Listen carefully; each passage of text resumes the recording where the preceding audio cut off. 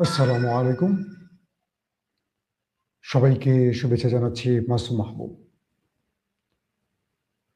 যারা থাম্বনেল দেখে প্রবেশ করেছেন তারা কম বেশি প্রত্যেকেই জানেন যে আজকে আমি আসলে কথা বলতে চাই বাংলাদেশের ইতিহাসে সবচেয়ে জনপ্রিয় নেত্রী, সফল প্রধানমন্ত্রী এবং দাসত্ব বা আগ্রাসন বিরোধী আধিপত্যবাদীদের বিরুদ্ধে এক সোচ্চার নারী কণ্ঠ, বাংলাদেশের সবচেয়ে আপন মানুষ বেগম খালেদা জিয়াকে নিয়ে। প্রিয় দর্শক, তিনি বিএনপির প্রধান ছিলেন বিষয়টা আমরা যদি এক বাক্যে বলি, এটা তার সাথে আমাদের অপরাধ করা হবে, তার সাথে আমাদের অন্যায় করা হবে। বাংলাদেশের ইতিহাসে যদি বাংলাদেশের সবচেয়ে বিশ্বস্ত কোনো দেশপ্রেমিক ব্যক্তি থেকে থাকে, আমি বেগম জিয়াকে সবার উপরে স্থান দিতে চাই। এবং যে কারণে তাকে দীর্ঘদিন ক্ষমতার বাইরে এবং শেষ পর্যন্ত তার শরীরে স্লো পয়জনিং করে তাকে মৃত্যুর দিকে ঠেলে দেওয়ার বিশাল ষড়যন্ত্র হয়েছে বলে অনেকেই ধারণা করেন। বেগম জিয়ার সাথে আমার বেশ কয়েকবার দেখা হয়েছে, একক দেখা এটাকে বলবো, যে তার সাথে 1-to-1 বৈঠকের সুযোগ হয়েছে এবং সেই সময় তার সাথে আমার কি কথা হয়েছে আজকে আমি সেই বিষয়গুলো আপনাদের শোনাবো গল্প আকারে। বাট কিছু তথ্য আমি গোপন রাখবো রাষ্ট্রের নিরাপত্তার প্রয়োজনে। আমি যখন 21 টেলিভিশনে নিউজ এডিটর হিসেবে কাজ করি, আমাকে বিএনপির আন্তর্জাতিক সম্পাদক নাজিমুদ্দিন আলম, তখন তিনি আন্তর্জাতিক সম্পাদক ছিলেন, তিনি আমাকে একদিন ফোন করে ডাকলেন এবং আমার অফিসে আসলেন, একদিন কথা বললেন। তারপর তার সাথে কথার আমি কিছু জিনিস গোপন রাখবো ইচ্ছাকৃতভাবে, এটা আপনারা হয়তো বুঝে নেবেন। তো তিনি আমাকে বললেন যে এই কাজগুলোর একটা লিস্ট ধরিয়ে বললেন যে নেত্রী আমাদের ম্যাডাম এই বিষয়গুলোর তথ্য উপাত্ত চেয়েছেন। সেই ফিরিস্তি ধরে আমার সেই কাজগুলো শেষ করে প্রায় 7-8 দিন পর শিমুল বিশ্বাস ভাই আমাকে নক দিলেন। ম্যাডামের পিএস হিসেবে তিনি ছিলেন। তো গুলশান অফিসে একটা সময় নির্ধারণ করা হলো সন্ধ্যার পর। আমি এবং আমার টিমের আরো একজন, তিনি বর্তমানে চীনে রয়েছেন, একটি টেলিভিশনের তিনি সংবাদ পাঠক ছিলেন। দুজন মিলে আমরা একসাথে গেলাম, আর সঙ্গে বিএনপির আন্তর্জাতিক সম্পাদক তিনি উপস্থিত ছিলেন। আমরা ম্যাডামের যে রুমটি, সেই রুমটিতে গিয়ে বসলাম। ম্যাডাম তখন রুমে একা ছিলেন এবং আমার নিরাপত্তার প্রয়োজনে তিনি শিমুল ভাইকে বললেন কেউ যেন এই রুমে আর প্রবেশ না করে যতক্ষণ না তিনি কাউকে না ডাকেন। বিষয়টা খেয়াল করবেন, বাংলাদেশের 3 বারের প্রধানমন্ত্রী এবং এই বাংলাদেশ যে আজকের বাংলাদেশ দেখছেন, এটার ভালো যা কিছু তার পুরোটাই আমরা বলতে পারি বেগম জিয়ার হাত ধরে সৃষ্টি। তো তিনি শিমুল বিশ্বাসকে ডেকে বললেন আমার এই রুমে আর কাউকে প্রবেশ করতে দেবে না যতক্ষণ না আমি কাউকে তলব করছি। আমাদের সেই বৈঠকটি, প্রথম দিনের সেই বৈঠকটি ছিল প্রায় 2 ঘন্টা 40-50 মিনিটের মতো, অর্থাৎ প্রায় 3 ঘন্টার কাছাকাছি। এবং এই সময়টিতে বাইরে বিএনপির সকল নেতারা ওয়েট করছিল। তখন সাদেক হোসেন খোকা ভাই বেঁচে ছিলেন, ইলিয়াস আলীও বেঁচে ছিলেন, প্রথম দেখার দিনের কথাটি বলছি। তো এরা বাইরে অস্থির হয়ে যাচ্ছিলেন। শিমুল ভাই একটু পরপর দরজায় উঁকি দিয়ে ম্যাডাম তখন খেপে যাচ্ছিলেন। তো ম্যাডামের সঙ্গে যখন আমি বসেছিলাম, ম্যাডাম যে চেয়ারটায় বসেন ঠিক তার পাশের চেয়ারটাতে আমাকে বসানো হলো, কারণ আমার সামনে ছিল একটি ল্যাপটপ।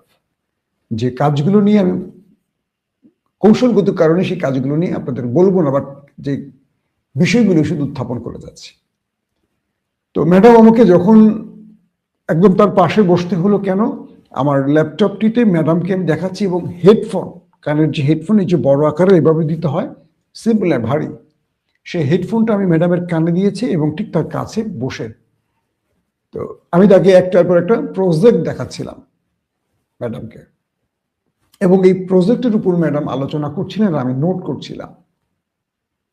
তো যেহেতু ম্যাডামের কানের মধ্যে হেডফোন, তো সে হেডফোনের কারণে ভিতরে মিউজিক ছিল, অর্থাৎ যে প্রজেক্ট ডকুমেন্টেশন অর্থাৎ তথ্যচিত্রের ব্যাকগ্রাউন্ডে মিউজিক ছিল, লাউড কথাবার্তা ছিল, সেজন্য তিনি খুব জোরে জোরে বলতেন, এই মাসুম, এই মাসুম এখানে পজ দাও, এই মাসুম এখানে পজ দাও।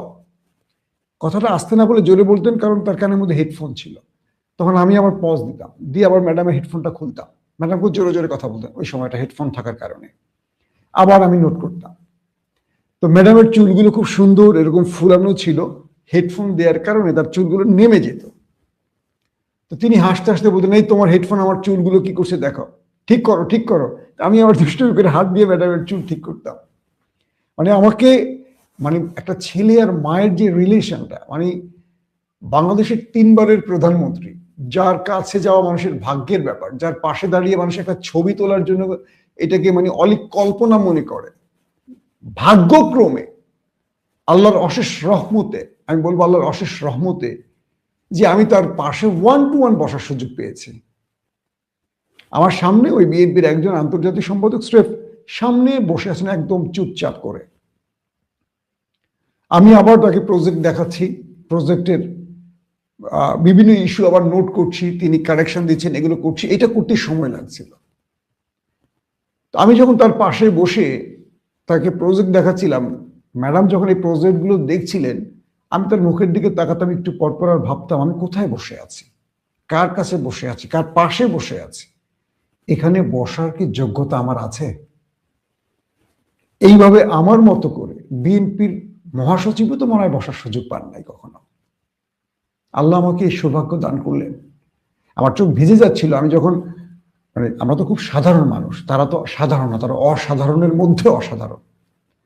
তো তিনি ল্যাপটপে খুব মনোযোগ দিয়ে দেখছেন, আর আমি হঠাৎ করে অন্য মনস্ক হয়ে আমি ম্যাডামের দিকে তাকাতাম, এইভাবে তাকাতাম আর ভাবতাম যে আমি কোথায় বসে আছি, এখানে আসার কি যোগ্যতা আমার আছে? তিনি আমাকে নাম ধরে ডাকছেন, আবার একটু ভুলভাল হলে আমার কান টান দিচ্ছেন, হ্যাঁ, আমার ধাক্কা দিয়ে বলতে এখানে এখানে এখানে এখানে এভাবে আটকাও, বন্ধ, আমি আবার বন্ধ করে আবার একটু নোট নিতাম যে জায়গাটা ভালো হতো। এইভাবে পুরো প্রজেক্ট নিয়ে ম্যাডামের সাথে যখন কাজ করছিলাম, তখন মানে একটা মার ছেলের মধ্যে যে রিলেশন হয় না, মানে অল্প সময়, এটা কিন্তু পলিটিক্যাল না, ধরুন রাষ্ট্রীয় কোনো একটা বিষয় নিয়ে আমাদের কাজ। তো তিনি আমার খুব গভীরভাবে, আমি দেখলাম যে আসলে একজন মা, সে তো আসলে প্রধানমন্ত্রী, এটা বাইরে সবাই জানে, ভেতরে তিনি একজন মা, তার কথাবার্তা, তার প্রতিটা বিষয়। তো ওখানে আমি, অনেকে বলছেন ছবিটা পেছনে পড়ে গেছে, আমি একটু দেখাতে চাই আমাদের মাকে। আজকে যখন এই কথাটি বলছি তিনি নেই পৃথিবীতে, মানে অসম্ভব খারাপ লাগার জায়গাটা হলো, আমি শেষ একটা কথা বলেছিলাম ম্যাডামকে, আমি ভিডিও শেষে বলবো যে কথাটা বলছিলাম, হয়তো বা আলোচনাটা ভিন্ন দিকে চলে যাবে। তো সেই প্রথম দিনের আলোচনাটা শেষ, বৈঠকটা শেষ, তার পয়েন্ট আউটগুলো নিয়ে আমি ফিরে গেলাম। ম্যাডাম আমাকে আবার সময় দিলেন, তারপরে আমার ফুল টিম নিয়ে আমি আবার কাজ করি। টেলিভিশনে তখন আমি চাকরি করি, পাশাপাশি ম্যাডামের নির্দেশনায় আমি কিছু কাজ করতাম। তিনি একদম স্পেসিফিক এই কাজগুলো আমাকে দিয়ে করাতেন বিশ্বস্ত হিসেবে। তারপরে শিডিউল হলো, সেই প্রজেক্টে আমরা আবার কাজগুলো নিয়ে গেলাম। সেই দিনও ম্যাডামকে এরকম পাশে বসে প্রজেক্ট দেখালাম, ম্যাডাম পুরো কাজগুলো মনোযোগ দিয়ে দেখলেন, তার কারেকশনগুলো ঠিক ছিল কিনা সেগুলো দেখলেন, দেখে আমাকে খুব আদর করে গালে হাত দিয়ে বললেন, তুমি পারবে, তোমার মধ্যে কাজের যে স্পিরিট এবং তুমি যেটা চাও সেটা আদায় করার জন্য যেভাবে করো, পরিশ্রম করতে জানো। আমার পুরো টিমকে সে থ্যাঙ্কস জানালেন। সেই দিনও প্রায় 2 ঘন্টার অধিক আমরা ছিলাম। তখন আমি ম্যাডামের কাছে খুব কৌশলে 1-11 টাইম কিছু জিনিস একটু চালাকি করে জেনে নিয়েছিলাম, কি হয়েছিল, কিভাবে কি, পুরোটা না। সেখানে জামাত ইস্যুতে কথা বলেছিলেন, কিভাবে 1-11 ঘটেছে, সেখানে লগি বৈঠা দিয়ে কিভাবে মানুষ হত্যা করেছিল, সেখানে পুলিশ কেন নির্দেশ মানেনি, ভিতরের অনেক তথ্য, এগুলো আমি ধারাবাহিক আপনাদের জানাবো। তো এভাবেই কথা বলে আমি ম্যাডামের কাছ থেকে 111 কিছু থিম তার কাছ থেকে আমি খুব চালাকি করে আদায় করে নিই। এরপর আমি বাসায় ফিরে আমি স্ক্রিপ্ট লেখা শুরু করি দুঃস্বপ্নের একটি বাক্স নাটকের। 21 টেলিভিশনে এই নাটকটি প্রচার হয়েছিল ঈদে, এবং এই নাটকটির জন্য মামলা টামলা অনেক কিছু ঘটে যায়। এটা ছিল 111 জিয়া পরিবারের উপর মঈনুদ্দিন ফখরুদ্দিনদের যে ভয়ঙ্কর ষড়যন্ত্র হয়, সেই ভয়ঙ্কর ষড়যন্ত্রের একটি বাস্তব গল্প নিয়ে। তো এই নাটকটি লেখা শেষ করে আমি 21 টেলিভিশনের চেয়ারম্যান আব্দুল সালামকে বললাম, স্যার আমি ঈদে এই নাটকটা করতে চাই। তখন প্রতি ঈদে আমার 2-3টা নাটক যেত বিভিন্ন টেলিভিশনে। এটা আমি নির্মাতা হিসেবে না, আমার শখে সাংবাদিকতার পাশাপাশি আমি নাটক মেক করতাম, গান লিখতাম। তো পরবর্তী যেটা হলো, স্যার আমার স্ক্রিপ্ট তো পড়লেন না, আমাকে শুধু মৌখিক বলে তুমি আমাকে থিমটা বলো যে আসলে কি নিয়ে। আমি তাকে বোঝানোর পরে বলো এক্সিলেন্ট, করো তুমি, চমৎকার করে বানাও। কিন্তু রাজনৈতিক পরিবারের গল্প কেউ রাজি হচ্ছিল না নাটকে অভিনয় করার জন্য, যেহেতু এটা রাজনৈতিক আওয়ামী লীগ ক্ষমতায়। এখন তো বিএনপির আশেপাশে প্রচুর বিএনপি প্রেমীরা জমে গেছে। তো আবুল হায়াতের ছোট মেয়ের জামাই শাহেদ শরীফ খান আর অভিনেত্রী নওশিন, এই দুজনকে অনেক কষ্টে ম্যানেজ করলাম। সিনিয়র বাকি কোনো আর্টিস্ট রাজি হচ্ছে না তারেক রহমান বা জুবাইদা রহমানের চরিত্রে অভিনয় করতে, যেহেতু আওয়ামী লীগ ক্ষমতায়। কেউ তো এখন দেখবে সবাই বিএনপি, তখন সব ছিল আওয়ামী লীগ। জাইমার চরিত্রে পাচ্ছি না, খুঁজতে খুঁজতে খুঁজতে আমার অ্যাসিস্ট্যান্ট আমাকে অনেক ওই বয়সী মেয়েদের ছবি এনে দিল, কারোর মধ্যে আমি জাইমাকে খুঁজে পাচ্ছি না। অনেক পরিশ্রম করলাম, বিভিন্ন জায়গায় বিভিন্ন থিয়েটারে গিয়ে আমি এই বয়সী মেয়ে খুঁজতে খুঁজতে অবশেষ পাইনি। শেষ পর্যন্ত আমার চিফ অ্যাসিস্ট্যান্ট আমাকে একজন নির্মাতার মেয়ে, এখন টেলিভিশনে সে মোটামুটি অনেক ভালো নাটক করছে, ধারাবাহিক করছে, টেলিভিশন এখন সে বিজি, সেই মেয়েটা বড় হয়ে গেছে, নায়িকার চরিত্র অভিনয় করে।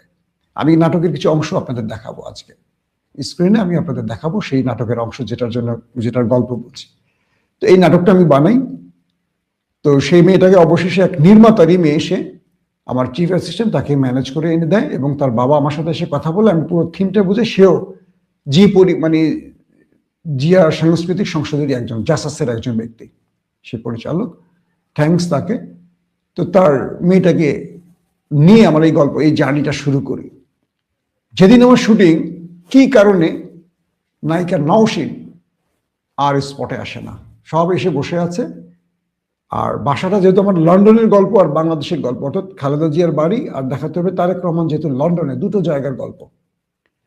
তো লন্ডনের শুটিংটা শাকিব খানের একটি পুবাইল ওখানে বাড়ি আছে, এটা আমাদের আব্দুল আওয়াল মিন্টুর বাড়ি ছিল, পরবর্তী শাকিব খান কিনছে, অভিনেতা শাকিব খান।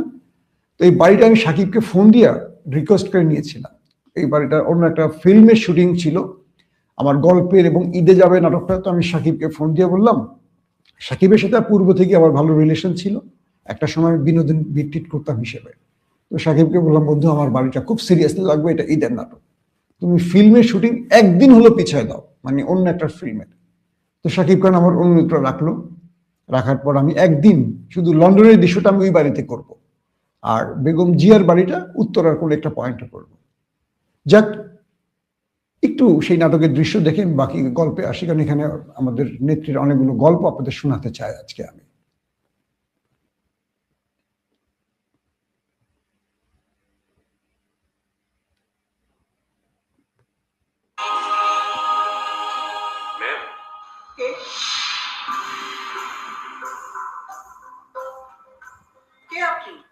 আমি ভিতরে আসলেন কিভাবে? সরি ম্যাম, সরকারের নির্দেশে আসতে হলো। মানে বোধহয় আপনি জানেন, আর না জানলে একটু পরে যাবেন। আপনি কি বলতে চেয়েছেন? ম্যাম, আপনি হেরে গেছেন। হেরে গেছি নাকি আমাকে হারানো হয়েছে? সবটাই আপনি জানেন, আর আমার মনে হয় আপনাকে নতুন করে আর বলার কিছু নেই। এখন আমাকে কি করতে হবে? আমরা বাড়িটা দখল নেব, আর অনুগ্রহ করে 7 দিনের মধ্যে বাড়িটা ছেড়ে দেব। বাড়িটাও আপনারা নেবেন? ক্ষমা করবেন, কিছুই করার নেই, সবকিছুই আপনার প্রতিক্রিয়া। আমরা নির্দেশ পালন করছি। এই নিন। লাগবে না, ওটা আপনার কাছে রেখে দিন। ছোট মুখে একটা বড় কথা বলি না, যে মসনদের পাশে মির্জাফরের স্থান পায়, সেই মসনদে সিরাজউদ্দৌলার অপমানিত হয়। ম্যাম, পলাশী ইতিহাস হয়তো ভুলে যাননি।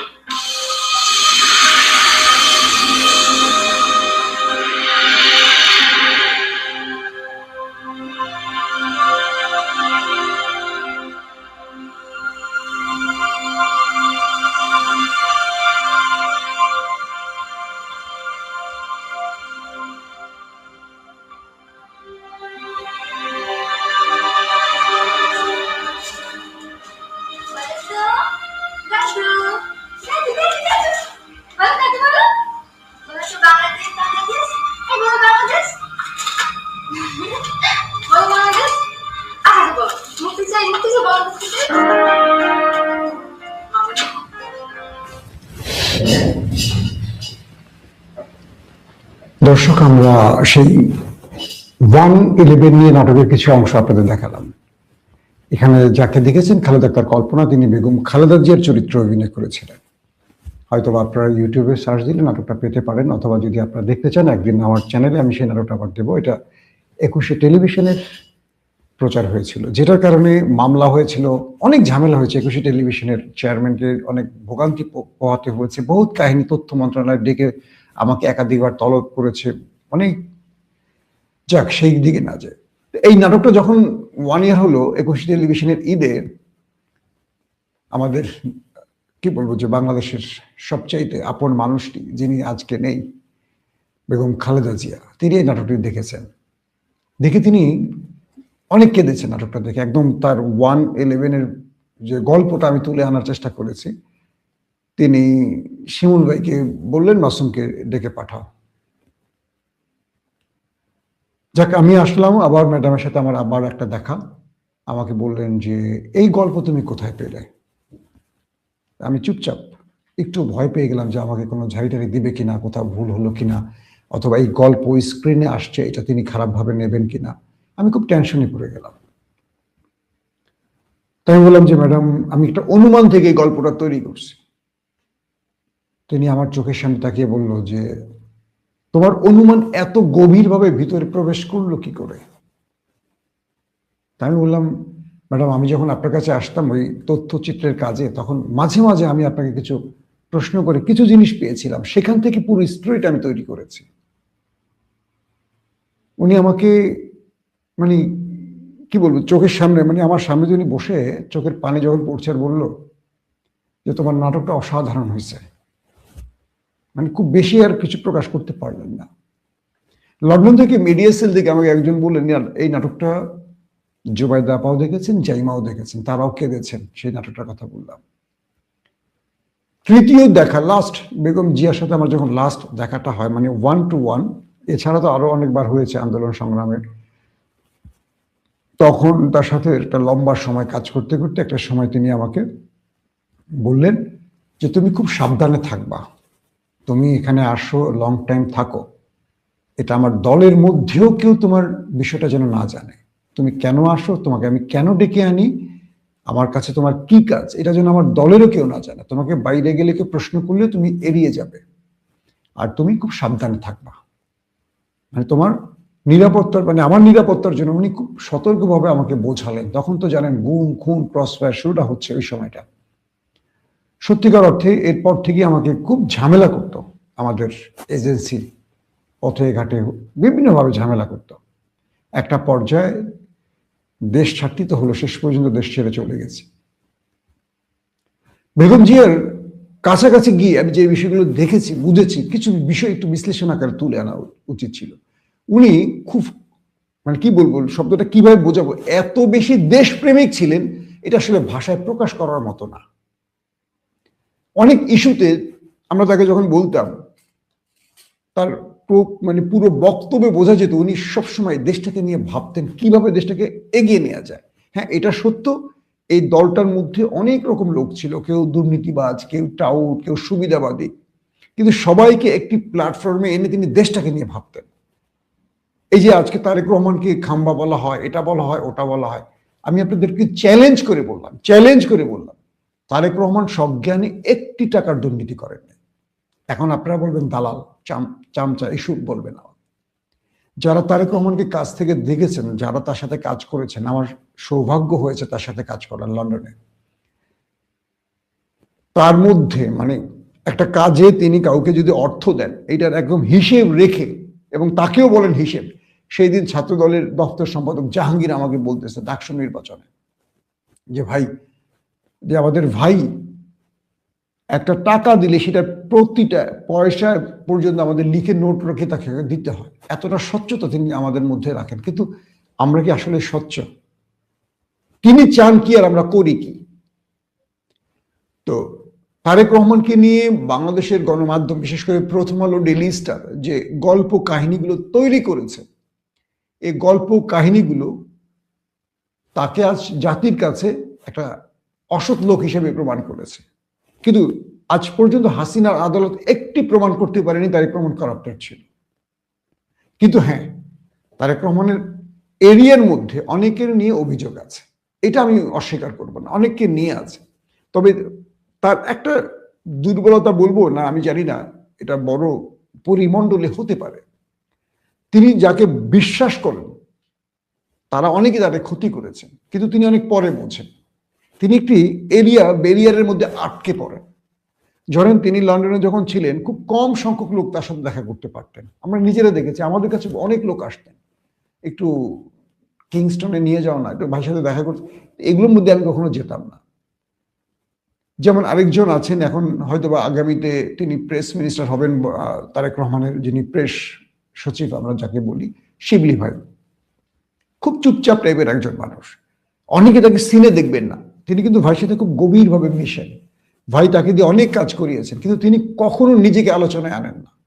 ভাই তাকে খুব পছন্দ করেন এই কারণে। আবার এমনও লোক আছেন জীবনে একবার দেখা করছেন এবং মোটামুটি 10টা ছবি তুলে ফেলছেন, সেই ছবি দিয়ে তিনি কি বলবো বাণিজ্য করেছেন। তো এরকম হয়, তার কাছে যারা আছেন কেউ অনেক সৎ লোক, আবার কেউ আছে এটাকে বাণিজ্য করে, কিন্তু শেষ পর্যন্ত দায়ভার তার ঘাড়ে গিয়ে পড়ে, তার উপরেই পড়ে। এবং যেহেতু তিনি রাজনৈতিক দলের প্রধান বা রাজনৈতিক দলের গুরুত্বপূর্ণ ব্যক্তি, এই অপবাদ তাকে নিতে হয়।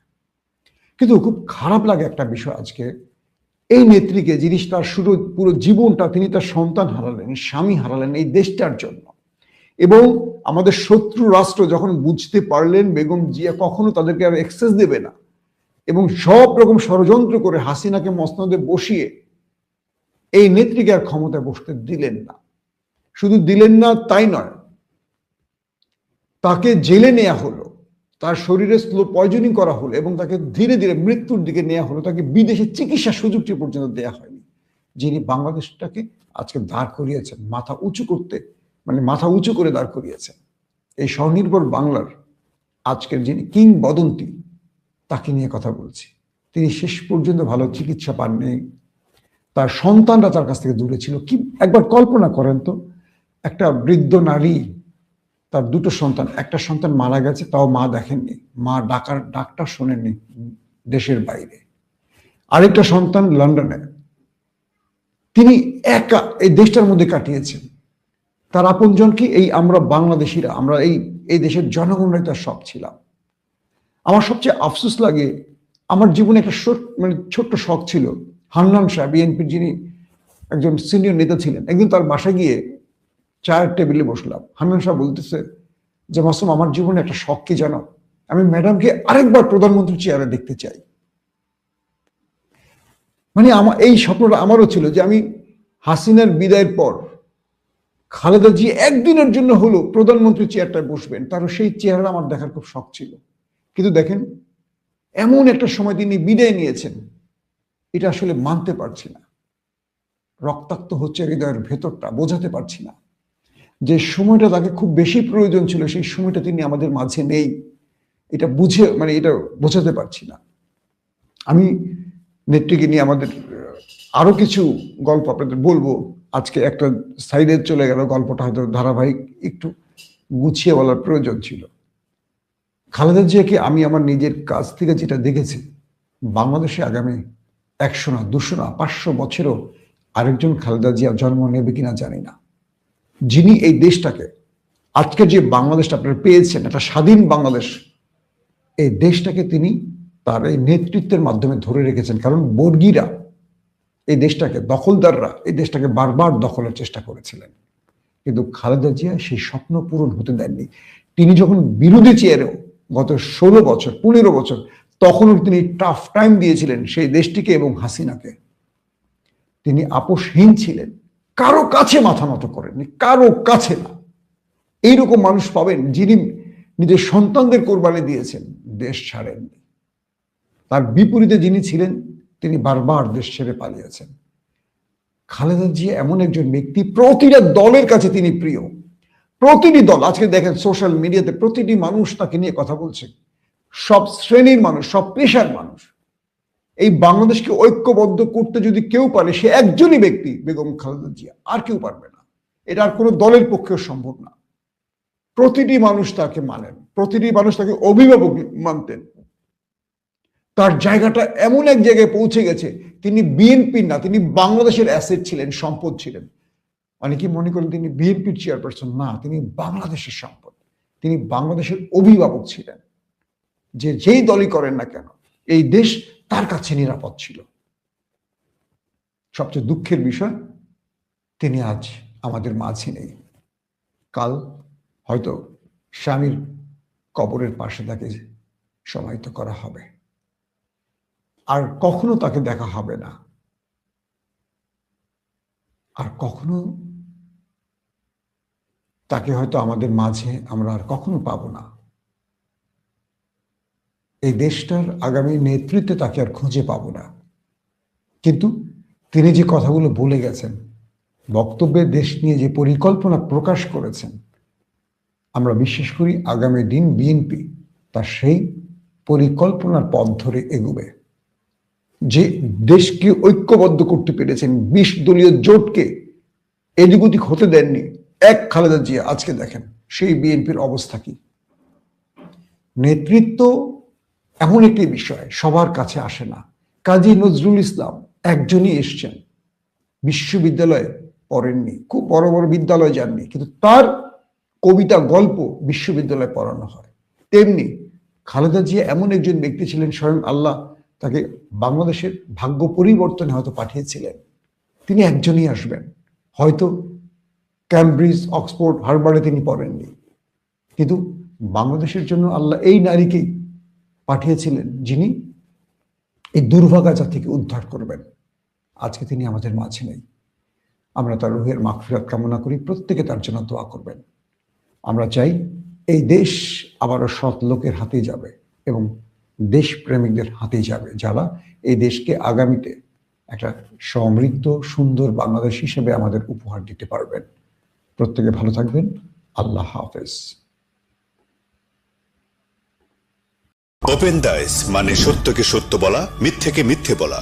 আমরা শোনা কথা নয়, চোখে যা দেখি তাই বলি।